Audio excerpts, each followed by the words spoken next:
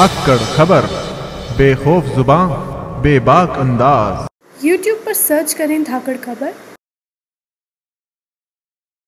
और सब्सक्राइब करें हमारा चैनल। नोटिफिकेशन के लिए बेल बटन को प्रेस करें।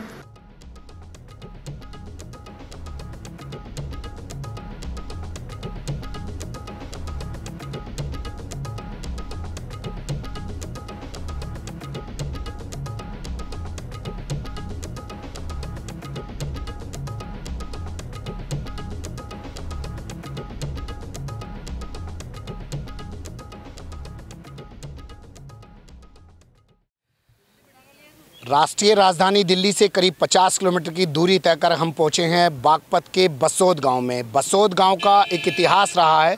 1857 का जो पहला स्वतंत्रता संग्राम हुआ था, यहां पर बहुत बड़ी क्रांति हुई थी और पूरे गांव को अंग्रेज़ों ने ख़त्म कर दिया था। यहाँ पर करीब 180 लोगों को उन्होंने मुठभेड़ में मार डाला था। करीब 10 घंटे तक एक मुठभेड़ चली थी, उसमें मार डाला था और जो बाकी लोग 15-16 लोग बचे थे उनको एक बरगद के पेड़ पे फांसी दे दी गई थी।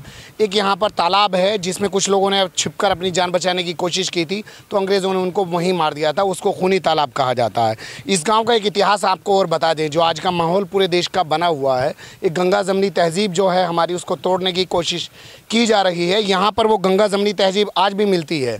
उस समय जो यहाँ के सूबेदार थे, जिनको बहादुर शाह जफ़र ने उस वक़्त का सूबेदार बनाया था, बाबा श्यामल उनको कहा जाता है, जाति से वो जाट हैं, वो यहाँ की जामा मस्जिद में शरण लिए हुए थे। उसको उन्होंने अपना सेंटर बनाया हुआ था, अपना अड्डा बनाया हुआ था। तो आप एक समझ सकते हैं कि हिंदू एक मस्जिद के अंदर हैं, किस तरीके की यहाँ गंगा जमनी तहज़ीब लोगों के अंदर है। हम इस गाँव की पूरी सभ्यता से, पूरे गांव के इतिहास से आपको रूबरू कराएंगे, लोगों की ज़बानी रूबरू कराएंगे। अभी हम चलते हैं गांव के अंदर। 150 साल जब 1857 की क्रांति को हुए, उसके बाद इस गांव का इतिहास सामने आया। जो दो इतिहासकार हैं, एक नाम है उनका अमित पाठक और दूसरे का नाम है अमित राय जैन, और डॉक्टर सिद्दीकी भी हैं, डॉक्टर शाहिद सिद्दीकी। उन लोगों ने जब अपनी लिखना शुरू किया, इतिहासकारों ने, तो इस गाँव का पूरा इतिहास बताया। ये 80% मुसलमानों का गांव है। ये खबर मैं चाहता हूं आप उन लोगों को दिखाइए जो आज मुसलमानों पर सवाल खड़े करते हैं और देशभक्ति का सर्टिफिकेट बांटने की बात करते हैं। किसी भी मस्जिद में घुस जाते हैं बजरंग दल के कार्यकर्ता और उस इमाम को बाहर निकाल के लाके कहते हैं और बोलो भारत माता की जय, भारत माता की जय। उससे बुलवाना चाहते हो जिन्होंने ऐसी शहादतें दी हैं, भारत माता की जय, आप बोलिए, आपको इसके सर्टिफिकेट की ज़रूरत होगी। और ये बदतमीज़ी करना छोड़िए, पर उन लोगों को ये खबर ज़रूर दिखाइएगा। हम इस गांव में आए हैं, हम उन लोगों से बात करते हैं, तो हम बातचीत शुरू करेंगे। आपका शुभ नाम क्या है जी? मास्टर सत्तार अहमद। मास्टर जी, ये इस गांव का जो इतिहास रहा है वो थोड़ा सा बताइए, क्या रहा 1857 में और किसके नेतृत्व में ये सब हुआ था? अच्छा, देखिए 10 मई 1857 को मेरठ से क्रांति शुरू हुई जी। शुरू तो मेरठ से होगी, लेकिन बहुत बाखूबी निभाया इस गांव ने था जी। यहाँ इस क्षेत्र का जो सूबेदार था वो एक बिलोचपुरा पास में ही गांव है, वहाँ के थे अल्लाह दिया जी। और बागपत के कोतवाल थे वजीर खां कोतवाल जी। उन्होंने, वो बहादुर शाह जफर के बहुत करीब थे जी। उन्होंने बाबा शाहमल, एक जो जाट होते थे यहाँ, किसान थे, उनके मतलब उनके काम को देखते हुए इसी गांव के हुए हैं बाबा श्यामल। बाबा शामल हुए बिजरोड़ के, बड़ौद के पास गांव में बिजरोड़, तो उनको यहाँ का सूबेदार नियुक्त कर दिया था जी। और उन्होंने भौगोलिक दृष्टि से, सुरक्षा की दृष्टि से एक मस्जिद को अपना सेंटर बना लिया था, मरकज बना लिया। इस मस्जिद को पूरा अपना मरकज बनाया है, ये एक सेंटर बना लिया और यहीं पे वो रहते थे। यहीं पे रात को रुकते थे, उनके साथ जो और क्रांतिकारी आते थे वे भी रुकते थे और यहीं खाना बनता था, यहीं पे खाना खाते थे। और यहाँ जो पूरे हिंदुस्तान में क्रांतिकारी लोग जो क्रांति की लड़ाई लड़ रहे थे, आज़ादी की लड़ाई लड़ रहे थे, उनके लिए जो रसद वगैरह यहीं से सप्लाई होता था। यानी कि बाबा श्यामल जो सूबेदार बने, वो बने बहादुर शाह जफर के। हाँ, बहादुर शाह जफर के सूबेदार बने और उनके नेतृत्व में यहीं से पूरा ये सेंटर बना और यहीं से पूरी रसद वगैरह दिल्ली तक पहुंचाई जाती थी। फिर हुआ क्या? 17 जुलाई जो हुआ 1857, उस दिन क्या हुआ? हाँ, यहीं पास में एक गाँव है डोला, वहाँ के एक नवल सिंह थे राजपूत, वो अंग्रेजों के पिट्ठू थे। उन्होंने ये सारी खबरें कि बसोद की मस्जिद में एक शामल जो है इस तरह से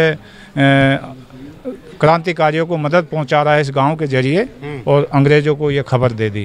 अंग्रेज़ों ने जो है 16 जुलाई 1857 को केवल अंग्रेजी फौज, जिसे गोरी पलटन बोलते थे, मेरठ कैंट से बसोद की इस मस्जिद पे, बसोद गांव पे हमला करने के लिए भेजी। रात को जो है उस फौज ने यहाँ डालू हेड़ा हिंडन नदी पे कैंप किया और सुबह 17 जुलाई की सुबह इस मस्जिद पे हमला किया। लेकिन इस गांव को भी पता लग गया था कि अंग्रेजी फौज का इस गांव पे हमला होने वाला है। पहले से आभास हो गया, खबर लग गई, आभास हो गया था। जो मेरठ के कोतवाल थे धन सिंह कोतवाल, उन्होंने वजीर खां कोतवाल को खबर कर दी। धन सिंह गुजर। तो वजीर खां ने यहाँ खबर कर दी थी। तो बच्चे और औरतें जंगलों में छुपा दिए थे, तालाब में छुपा दिए थे और पूरा गांव जो लड़ सकता था, जो बालिग थे उस समय, वो सब लड़े थे। और 2 चरणों में युद्ध हुआ। उस दिन 10 घंटे युद्ध हुआ था। जो यहाँ मस्जिद के आसपास लोग थे वो सब उन्होंने कत्ल कर दिए थे। जब जैसे ही फौज बाहर निकल रही थी तो उन्होंने क्या, जिस वक्त अटैक हुआ, अंग्रेज़ों ने हमला किया मस्जिद पर, उस वक्त बाबा श्यामल जी ने, आप कह रहे हैं सूबेदार थे, वो भी यहीं पे थे मस्जिद में? हाँ, वो इस गांव ने सुरक्षित निकाल दिए थे रात में ही। जैसे ही पता लगा था कि गांव पे हमला होगा, इस गांव ने बाबा श्यामल को सुरक्षित निकाल दिया था। और अंग्रेज़ों के अटैक से पहले उनको यहाँ से निकाल दिया गया, खुद मोर्चा संभाला। जैसे ही फौज यहाँ कत्लेआम करके बाहर निकल रही थी, डॉक्टर केनन के नेतृत्व में 10 घुड़सवार यहाँ छोड़ के फौज गांव से बाहर निकल चुकी थी। लेकिन कुछ लोग इस गांव के फिर आए। उन्होंने अपने करीबियों को यहाँ मरे हुए देखा तो उन्हें जोश भरा। उन्हें दूसरा हमला गांव ग्रामीणों की तरफ से अंग्रेजी फौज पे हुआ। जो अंग्रेज़ों की जो टुकड़ी यहाँ बच गई थी, उस पर वहाँ पे हमला किया। तो अंग्रेजी फौज फिर वापस बुलाई गई। फिर दूसरा युद्ध हुआ, उसमें गांव के सभी लोग शहीद हो गए और केवल 15 लोग बचे थे जिंदा, जो शाम के समय कमांडर के आदेश पे बरगद के पेड़ पे उन्हें फांसी दे दी गई और पूरे गांव को आग के हवाले। कितने लोग शहीद हुए उस दिन जो मुठभेड़ में, और पूरा जो चला एनकाउंटर, आमने सामने की लड़ाई हुई, उसमें कितने लोग शहीद हुए? दूसरे चरण की संख्या दी है 180। जो पहला चरण यहाँ मस्जिद के परिसर में हुआ था उसकी कोई संख्या नहीं दी गई। 2 गाजी दिल्ली से आए हुए थे जो उस रसद को लेने के लिए आए थे, वो भी लड़े और उन्होंने यहाँ छत ले ली थी। उन्होंने अंग्रेजों की फौज का डटकर मुकाबला किया, लेकिन वो भी शहीद हो गए। वो 2 गाजी भी शहीद हो गए जो बहादुर शाह जफर ने यहाँ भेजे हुए थे। कितना रसद यहाँ रखा हुआ था ऐसा? 8000 मन था, जो आसपास के घरों में था और यहाँ भी था। 8000 मन था। उसको भी उन्होंने जलाने की कोशिश की, लेकिन बरसात की वजह से, नमी के कारण उसमें बारूद थी, बारूद पटकी, कुछ नमी थी, उसे जलाने में वो कामयाब नहीं हो सके। आप कह रहे थे अभी जैसे कि मार डाला सबको और वापस जाने लगे तो आग लगा दी पूरे गांव में? हाँ, पूरे गांव में।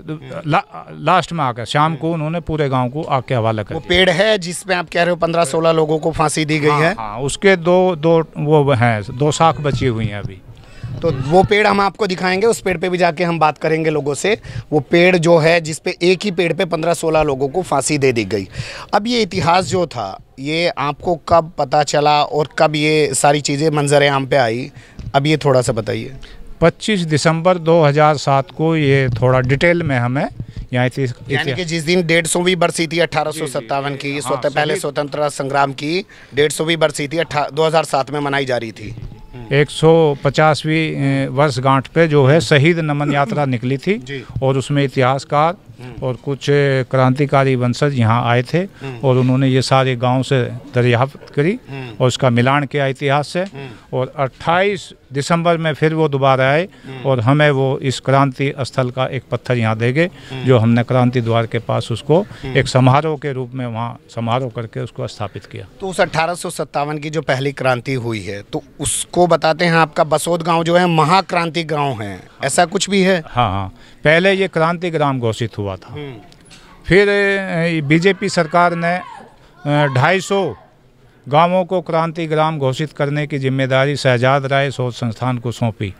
जब वहाँ के इतिहास की खोज करेगी तो कहीं एक क्रांतिकारी शहीद हुआ, कहीं 2 हुए, कहीं 4 हुए, तो सब कुछ मिलाकर ये देखा गया कि इतनी बड़ी शहादत किसी गांव की नहीं है जो पूरा का पूरा गांव शहीद हुआ हो।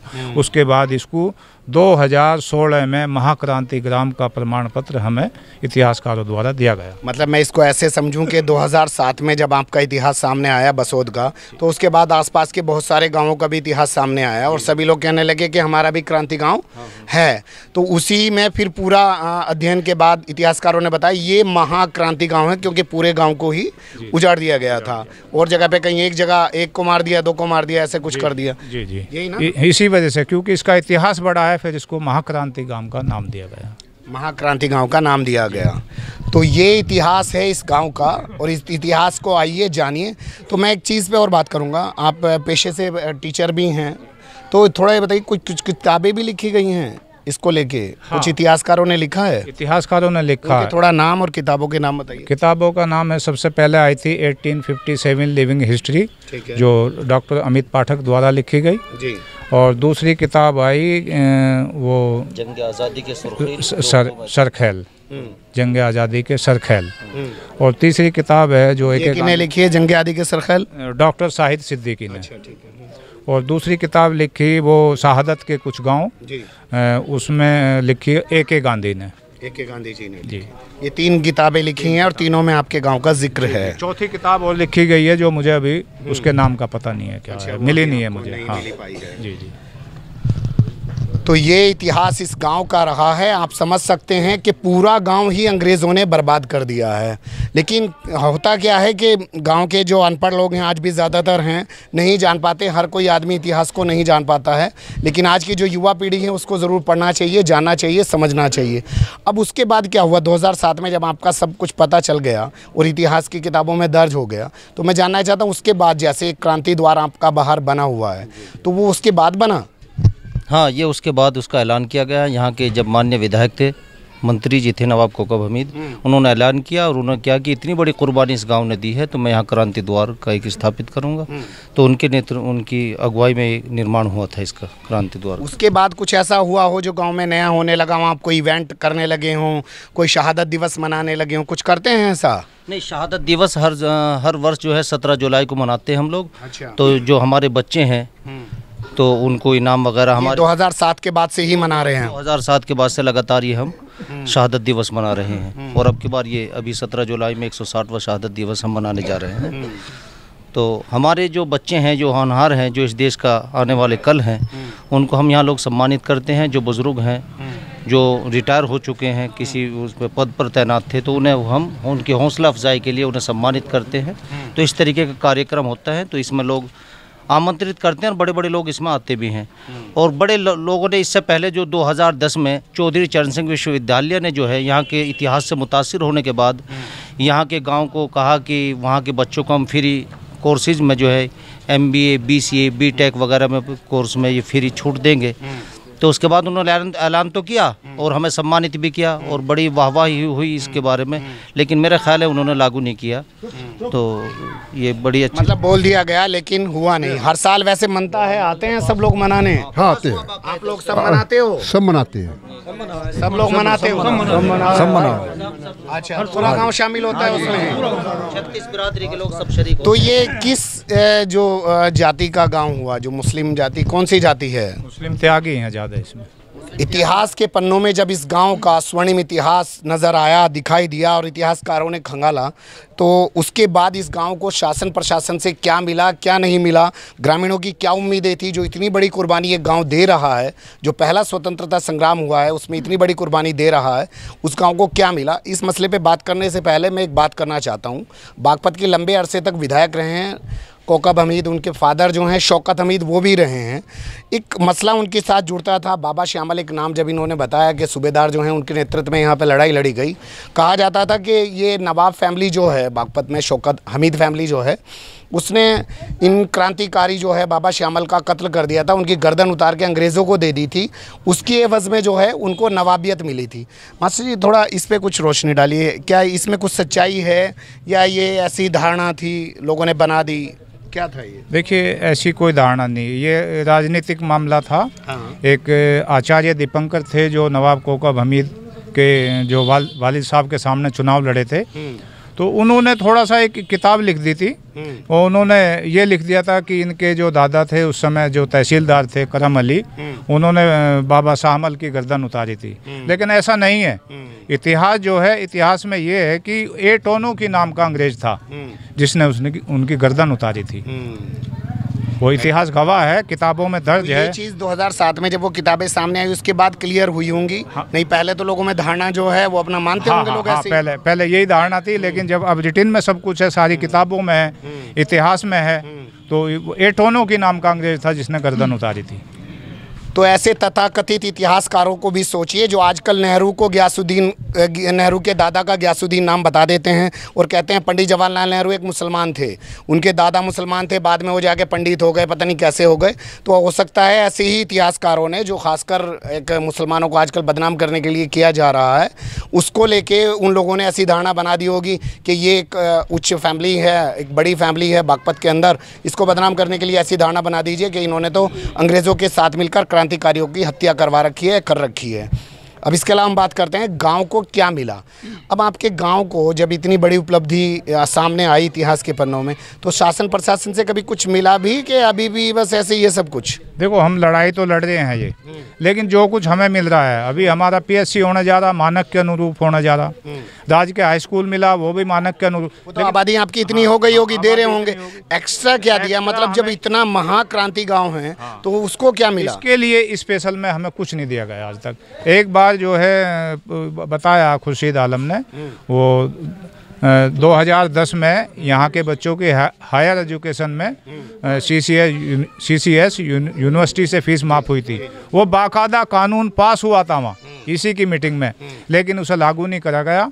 अभी 12 मई को मेरी वो तनेजा हैं, डॉक्टर तनेजा जो वीसी हैं, उनसे बात हुई इस बारे में, तो कह लगे ये तो एक राजनीतिक फैसला ले लिया गया था उस समय। अच्छा, पहले वीसी के फैसले को राजनीतिक फैसला बता दिया गया है। हम युवा बच्चे हमारे साथ हैं, उनसे बात करते हैं जो पढ़ते हैं। क्या नाम है आपका? नयूम अली। किस क्लास में पढ़ते हैं? मैं एमए फाइनल किया है मैंने अभी। तो जो बताया, ऐसा कुछ रियायत दी चौधरी चरण सिंह यूनिवर्सिटी में फीस वगैरह? वहाँ पे कुछ नहीं दिया। आप लोग जाके बात करते हैं? जी, घूम के आते हैं, फिर के आते हैं, लेकिन फीस वही रहती है जो सब बच्चों के लिए होती है। क्या कहा जाता है? भाई ये कहते हैं कि ये अभी कुछ लागू नहीं हो पाया है, तो सब फीस बराबर देनी पड़ेगी, या जो एडमिशन के रूल हैं वो सब निभाने पड़ेंगे, ऐसी क्रांति महाक्रांति ग्राम को भी। मतलब जो फीस सभी को देनी है वही आप भी दीजिए। और भी बच्चे हैं, शायद बात करते हैं। आपका क्या नाम है?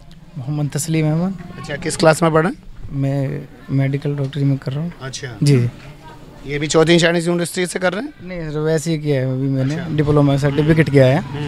और हम बात करें बड़े विश्वविद्यालयों की, तो अभी तक उनमें तो कुछ हुआ ही नहीं। मेन पॉइंट तो हमारे गांव का आता है। हमारे गांव के जो डीएम साहब, मतलब हमारे जो ज़िले के डीएम साहब है, जितने भी 2007 के बाद डीएम साहब आए गए, अभी तक किसी डीएम ने ही हमारे गांव की कोई खबर नहीं ली। जबकि हर साल 6 महीने में या 3 महीने में हर साल उसमें भी आता है, हमारे न्यूज़पेपर में आता है सब कुछ, लेकिन उसके बाद भी अभी तक हमारे डीएम साहब ने भी हमारे गांव की किसी भी तरह की कोई खबर ही नहीं ली। मतलब 17 तारीख को आते हैं, एक रस्म अदायगी करते हैं और अपना वापस चले जाते हैं। वैसा कुछ नहीं है कि गांव को डेवलप किया जाए, गांव को घुस दिया जाए।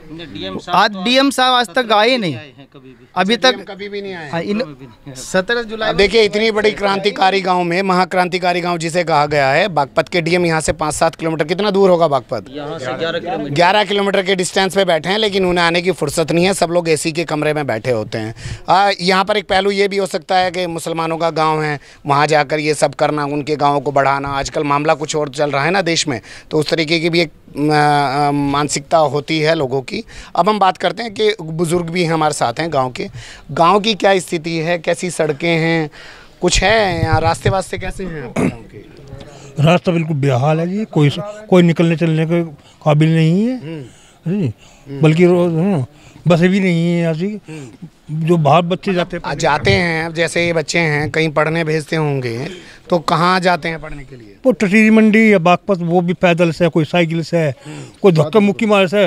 परेशान है जी, लड़की परेशान, लड़के परेशान है। कोई बस, घोड़ा, तांगा, रिक्शा कुछ नहीं, कोई व्यवस्था नहीं है। अस्पताल कैसा है आपके यहाँ? अस्पताल है ही नहीं जी। कहाँ जाते हैं अस्पताल के लिए? डोला। कितने डिस्टेंस है, कितनी दूरी है? ये 2 किलोमीटर। वो भी पैदल ही जाते होंगे? पैदल ही जाती है, कोई साधन नहीं, कोई नहीं साधन कभी। कोई रास्ते में पीट लो। कोई इंटर कॉलेज है? नहीं। कोई इंटर कॉलेज है? नहीं, कोई इंटर कॉलेज नहीं। कोई इंटर कॉलेज वगैरह नहीं है। यानी कि कहाँ तक है स्कूल? हाई स्कूल भी कब बना? 3 साल पहले हाई 3 साल पहले हाई स्कूल बना। यानी कि वो भी आबादी के लिहाज से जो बनता है मानक के अनुरूप जो है भाई इतनी आबादी उसके लिए मुझे बल्कि लखनऊ जाना पड़ा शिक्षा मंत्री से मिलके, और तब वो बड़ी मुश्किल से मिला, तब बना। तो सड़कों की, बिजली की क्या हालत है? बिजली की हाँ, अच्छा, बिजली बेहतर नहीं है आपके यहाँ पे? कुछ नहीं है बेहतर, यहाँ तो बर्बाद ही बर्बाद है। बिजली का कोई कामयाबी नहीं हो रही।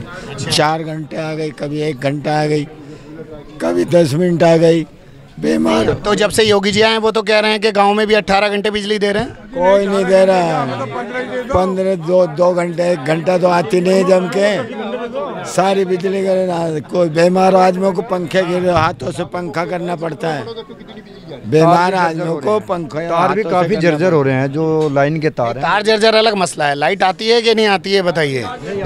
नहीं आती है। तो मेन कनेक्टिविटी जो है वो भी बेकार है। ट्रांसपोर्ट की कोई व्यवस्था आपके यहाँ नहीं है। हेल्थ के मामले में इस हॉस्पिटल नहीं है। उच्च शिक्षा के लिए कुछ नहीं है। यही वो बरगद का पेड़ है जो 15-16 लोग जिंदा पकड़े थे अंग्रेज़ों ने 180 लोगों को हत्या करने के बाद, मारने के बाद, जान से मारने के बाद जिनको पकड़ा था उनको इसी बरगद के पेड़ पर फांसी दे दी गई है। हालांकि अभी अपने उसने पूरे अस्तित्व में नहीं बचा है। मैं अपने कैमरामैन साथी से कहूँगा वो दिखाएं। इसके बगल में से, इसके अंदर से ही पीपल का एक पेड़ फूट पड़ा है, उसी की शाखाएँ निकल रही हैं। ये बहुत पुराना पेड़ है और आज ये उस स्थिति में नहीं बचा है। लोग बताते हैं इसकी लंबी लंबी शाखाएं थी और बहुत दूर दूर तक फैली हुई थी।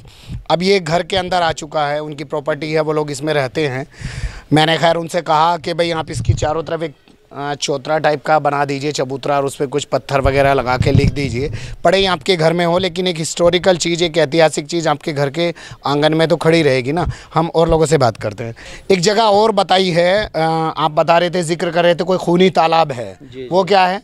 आप लोग आगे आइए ना, थोड़ा सा बोलिए ना, कोई बोलने के पैसे थोड़ी लग रहे हैं। नहीं, मतलब ये वो गांव से बाहर तरली तरफ है। हाँ, अब अभी हम वहाँ चलेंगे हम लोग। चल रहे हैं, तो वही जाके बताएंगे फिर क्या है, मतलब थोड़ा सा बताइए। उसका यूँ है, जो आदमी अंग्रेजों के ज़माने में और वो अपनी जान बचाने के लिए, जैसे में बारूद गोला चला रहे थे, तो बंदूक चला रहे थे, जो हथियार चला रहे थे, और जैसे मौका लगा तो दरिया में जू पड़े, और जिस हिसाब से वे ऊपर को सिर काटते थे तो दबी गोली मारते थे वे। अच्छा, तो उसमें बहुत आदमी जो खत्म हुई है, उसको खूनी तालाब का नाम दिया गया। नाम तालाब का उसका रखा गया। हम यहाँ इस तालाब पर पहुँचे हैं, इसको खूनी तालाब कहा जाता है। क्या इतिहास है इस तालाब का, थोड़ा बताइए। तालाब का ये इतिहास है, जो जमा मस्जिद है वो बहुत ऊंचाई पे है गांव में, तो जो लोग वहाँ मारे गए उनका सब खून, क्योंकि उस दिन बरसात हो गई थी उसके बाद, और एक दिन पहले भी बरसात हुई थी, वो सारा खून जो है इस तालाब में आ गया था। 17 जुलाई 1857 को इसका पूरा पानी लाल हो गया था, तभी से इसका नाम जो है खूनी तालाब रखा गया। उसके बाद जब भी अंग्रेज़ यहाँ आते रहे, वे छोटे छोटे बच्चे थे, वो बड़े हुए तो वो उनके डरियाए इसी में छुप जाते थे जान बचाने के लिए। काफ़ी लोग जो हैं, क्योंकि देश आज़ाद जो है वो 90 साल के बाद हुआ और अंग्रेज़ों का यहाँ राज था, अंग्रेज़ों से बचने के लिए इस तालाब में छुप जाते थे। नहीं, आप वो 17 जुलाई की घटना का जिक्र करते हुए बता रहे हैं कि कुछ लोगों ने जान बचाने के लिए तालाब में कूद गए, तो उनको उसी में गोली मार के ख़त्म कर दिया। इसमें जो है अंग्रेज़ों ने, जो लोग इसमें बचे रह गए थे, छुपे रह गए थे, अंग्रेज़ों ने इसी तालाब में उनको मार दिया। क्या जो इतिहासकार हैं जिनके नाम के आप जिक्र कर रहे हैं, अमित पाठक जी हैं, अमित राय जैन हैं, डॉक्टर साई सिद्दीकी, उन्होंने जिक्र किया है इस चीज़ का? हाँ, उन्होंने जिक्र किया, जिक्र किया है। आज 14 जुलाई है, 2 दिन बाद 17 जुलाई को इस गांव में 160वां अपना ये शहीदी दिवस मनाएंगे। हम लोग आएंगे उस मौके पर, और उस मौके पर वो इतिहासकार भी आएंगे, वो मौजूद रहेंगे। हम तथ्यों के हवाले से उनसे बात करेंगे। अभी हमने ग्रामीणों से बात करी है, जो इन लोगों ने किताबें पढ़ी हैं थोड़ी बहुत, कुछ इनके पास अपनी जो पुरानी बुज़ुर्गों से सुनी सुनाई बातें हैं, आप समझ सकते हैं। तथ्यात्मक हमने कुछ भी इनसे टेक्निकली कुछ भी पूछा नहीं है। वो हम इतिहासकारों से बात करेंगे, उनकी किताबों को लेकर बात करेंगे, उन्होंने अपनी किताबें किस आधार पर लिखी उसको बात करेंगे। लेकिन अभी फ़िलहाल हमारा सवाल यही है, और इस खबर को दिखाने का मकसद यही है कि जो आज मुल्क में माहौल बन रहा है, ख़ासकर मुसलमानों को लेकर, आप इस खबर को उन लोगों को ज़रूर दिखाएं कि मुसलमानों का जो इतिहास रहा है वो देश की आज़ादी के लिए किस तरीके का रहा है और कैसी कैसी कुर्बानियाँ दी हैं। हम चाह रहे हैं, हम कोशिश ये कर रहे हैं, हमने मास्टर जी से बात की, इनके पास बहुत सारी जानकारियां हैं कि ऐसे और गांवों में जाया जाए, ऐसी और जगहों पर जाया जाए और ऐसे इतिहास को खोज करके लाया जाए जो मुसलमानों की शहादतों से जुड़ा हुआ है, जिसको किताबों में जगह नहीं दी गई देश की आज़ादी के बाद, और बहुत ही सुनियोजित ढंग से उन सब चीज़ों को हटा दिया गया। यहाँ मैं एक सवाल और आपके सामने रखना चाहता हूँ कि जब पूरे गांव के लोग कह रहे हैं कि ये खूनी तालाब है और इसमें लोगों का कत्ल भी किया गया, इतिहासकार भी कह रहे हैं, तो ये चीज़ जब 2007 में सामने आ गई तो क्या शासन प्रशासन को इस तालाब की खुदाई नहीं करवानी चाहिए थी? हो सकता है यहाँ से नरकंकाल निकलें तो उनका डीएनए होना चाहिए। डीएनए होने के बाद क्या पता चलेगा रियल में जो कहानी है जो बताई जा रही है, जिसको इतिहासकार भी दर्शा रहे हैं, उनके इस गांव के लोग होंगे, मेल होंगे कि फीमेल होंगे, हो सकता है कुछ महिलाएं भी रही हों। पर ये सोचिए कि इन सब चीज़ों के सामने आने के बाद भी शासन प्रशासन की बेहिसी जारी है। गाँव की स्थिति आप हमारी तस्वीरों में देख सकते हैं, सड़कें, यहाँ की रास्ते किस तरीके के बदहाल हैं। हमारी फ़िलहाल ये सीरीज़ जारी रहेगी, हम 17 तारीख को भी एक बार आपसे मिलेंगे। फिलहाल मैं कैमरामैन इकराम खान के साथ अकरम रईस खान, धाकड़ खबर के लिए।